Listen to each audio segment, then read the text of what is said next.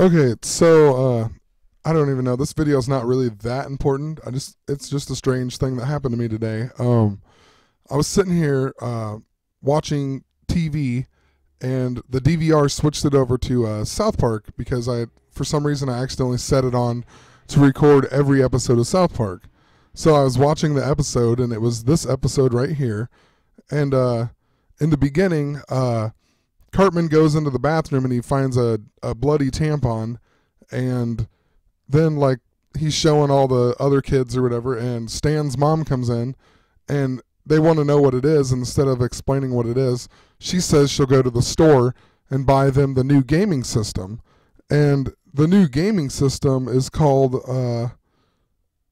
let's see here, I can't even remember what it was called. Oh, it was called the Okama Game Sphere. And I thought that they said Obama, and it strung, I don't know, it did something to my brain and it said, hey, look this up. And so the episode actually came out in 2001, so Obama wasn't even heard of. So it says that it's not about Obama. They were making fun of the Gamecube, and also Okama is a derogatory Japanese term for a gay man. So, that's kind of weird that they would even call it that. They were going to call it Tally PlayStation 2, but it's trademarked, so they couldn't do that. So then they changed it to Okama Game Sphere. That's weird that they would change it to that. You think they would just change it to something like Playmation or something, and everyone would get the point. Not completely change it to Okama. Anyway, what I thought was very interesting though about it was I looked it up, and it is the 8th episode of the 5th season. It is also the 73rd episode of South Park overall, and the episode originally aired on August 8th, so 8/8 of 2001. I just found that very interesting. Randomly I look up this episode because I thought they said Obama, and then it's the 73rd episode ever. It was the 8th episode of the season, and it came out on August 8th. Also, later on, I remember that Stan's parents actually are like big Obama supporters, and like they make an episode like where they're screaming Obama and the whole town fights or whatever. But I just thought that was interesting that they made Tally, or the gaming system, sounded like Obama, and then his parents are huge Obama supporters. And this was actually from 2001, where I've never heard of Obama in 2001. Okay, and the whole episode is kind of like the military is chasing the towel or whatever. But at one point, Tally, he tries to remember the access codes at the military base, and he begins to using the touchpad to play Funky Town in the tones on the phone, and it plays Funky Town. So I looked up Funky Town here, and let's see here. It was by the band Lips Incorporated, but it says here it entered the Billboard Hot 100 on March 29th, 1980.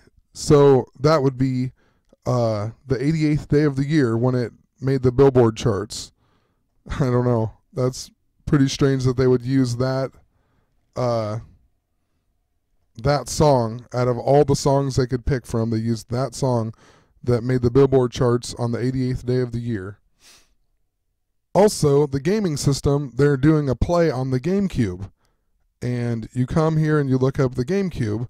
And when did the Gamecube come out? Well, at least in the United States, it came out on November 18th. 11, you got your 11/8 again. Yet another interesting thing is that the sales of the Gamecube, it says Nintendo sold 22 million Gamecube units worldwide during its lifespan. So there's a 22 there. I've been talking about 22s. And you read down here, in September 2009, IGN ranked the Gamecube 16th in its list of best gaming consoles of all time, placing it behind all three of its 6th generation competitors. The PlayStation 2 third, the Dreamcast 8th, and the Xbox 11th. Now, what I find interesting, at least according to my life, is that I have never owned a PlayStation 2, and I have never owned an Xbox or any version of them. I've never owned a PlayStation. I was always a Nintendo kid. And but I did own a Dreamcast, and I was one of the only people I know that ever owned a Dreamcast, and I even had a limited edition one. So it is ranked 8th on the list, and then I had a GameCube as well, and it's ranked 16th. You got your 2 8s and 8. I mean, it seems to follow me. It's crazy to me. But yeah, the other thing, I'm just going to move on here. Maybe I'll look more stuff up. I'm just talking as I go here, but I also watched this movie last night, and then I rewatched it a little bit today. But basically, Tom Cruise is like this army general, and it's kind of like a World War III kind of movie. But anyway, he wasn't supposed to fight, but then they make him fight, and he wakes up and he's like down on the front line, and they make him because he was a major, and then they make him go fight this war. And when he's fighting the war, this mimic, it's actually, I think it's called an alpha. Yeah, okay, so it's like these robot, like octopus, so like an 8 for one, but there's like these octopus looking robots, and these ones are called alphas, and right before he dies, he kills this alpha, and blood squirts all over his face, and then that causes him to be able to like relive every time he dies. He can relive in like the same day over and over, and the whole story is that he has to relive the whole day in order to figure out how to live on without dying, because he didn't know how to fight or whatever. So he kills the alpha, and then he travels through time because the alpha's blood gets into him or whatever. And then when he gets a blood transfusion, he loses the ability to travel through time again. So I find that interesting. This movie just came out this year in 2014, and oh wow, and it was released on June 6th in the United States. Never seen that. But so we've been talking about the 8s and time travels, and then we have Ebola, the blood disease, and that's how he travels through time, is the blood from the alpha gets on him, and that's how he can live this time loop or whatever. So I mean, you got your June 6th is 6/6, and then there's been time travel, and then you have Ebola. This movie probably has a lot more in it than I even noticed, but I was watching it with my girlfriend, and I didn't have time to like pause it and look in the background and do some other observations. So and we took the movie back too, so I can't even do that now. But anyway, that's all I wanted to show, I guess. And so maybe if I have more, I'll make some more videos. Anyway, have a great day. Okay, well, I thought I was done. I was just sitting here and I was thinking about the Gamecube, right? And then I thought about these the cubes added to the Georgia Guidestones with the 8 and the MM Jam, right? And I remember watching on Veritas 77 Axiom, he talked about literally the MM Jam. He thinks could mean an Eminem song, like Eminem the rapper, MM Jam, and he had like Rap God on there. But I was thinking about this episode here, and it's all about they're making fun of the GameCube there, and then I thought of the cube, and it's actually the tampon they find is Stan's mom, so they find it at Stan's house, and then his mom is the one who buys him the deal. So Eminem actually has a song called Stan, and so I looked up. Let's see here, it's on the Marshall Mathers LP, and it says this album was released on May 23rd of 2000, which is Hermes Trismegistus feast day, which is actually, there's 222 days left in the year after this day. So that's the day that it was released by Interscope and Aftermath Entertainment, and then his newly founded label Shady Records in the United States. And then on September 11th, it was released by Polydor Records in the United Kingdom. Now, May 23rd to September 11th is 111 days.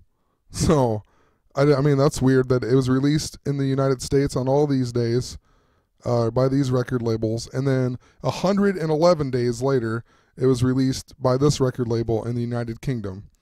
And also, I mean, on September 11th. But so you had the Cube and then MM Jam and then an Eminem Jam, and they're making fun of the Gamecube and Southpark. And it's Stan's mom who goes and buys it for Stan and his friends. Also, both of these days are big Illuminati days. You know, like I said, the Hermes Trismegistus feast day, and then September 11th. Okay, and then the song here, I don't know, you have Eminem's fan mail address is 2220. So you got your 222, and then it's in Santa Monica, California. And Santa Monica, California is on the 118 degree west meridian. And then you have your 55, and I don't know if these are fives or what. It kind of looks like either like 358 or 388, 38388. I looked up this city or town, and that's not actually the zip code, but I just found that pretty interesting. Okay, and then at the end of this video, Stan kills himself, and he says, "I seen this stuff on the or shit on the news, whatever, about this guy," and he's explaining. And when they show on the video here, they show Channel 8. So, Stan in this video, it has his gravestone at the end, and it says October 11th, and I believe that says 1978. So you got your October 11th, which is 8/11, and then you have 1978, and this video and song came out in the year 2000. So that means it was 22 years ago. So he would have died at the age of 22. So the song structure and storyline of Stan, it says here, seems to be based on Fans by Malcolm McLaren from 1984. You can read it right here, but so it seems to be based on this. And if you go to this album here, the 1984 album Fans, it says, well, for one, it says it came out in October of 1984. None of these other ones have actual months listed to them, so it's kind of weird that it says October 1984. But it says the opera recordings were made at the Unitarian Church, Belmont, Massachusetts. So Belmont, Massachusetts is what I talked about in a previous video about the John Birch Society, and it's the original place of the John Birch Society, and all of the it moved to Wisconsin with on the 88th meridian or whatever. I can't even remember what the video was all about, but and then this was all about 666 and everything else. I really found that interesting. So then they made a sequel to this. Eminem made a sequel to Stan, and it was on his 8th studio album on the Marshall Mathers LP2 that just came out like a year ago. And it's the opening track, and it's called Bad Guy. And the song samples Hocus Pocus as performed by Walter Murphy. And Enter the Stars has a bunch of videos recently about Murphy and however you pronounce it, Mephisto or what? It's also crazy that I actually have an uncle named Walter Murphy. But that's all I'm going to say for right now. I'm definitely going to keep looking into this, maybe post something else. I know I say that after every video. But anyway, have a great night. Okay, well, I lied. So Stan, the original song Stan was track number 2 on the album. And I had a video that had to do with V's and Beethoven's Fifth and all of that. And this Walter Murphy guy that they sampled from, or he performed it, he's also rose to fame with the hit instrumental A Fifth of Beethoven. But anyway, I'm really done this time. Bye, bye, bye, NSYNC.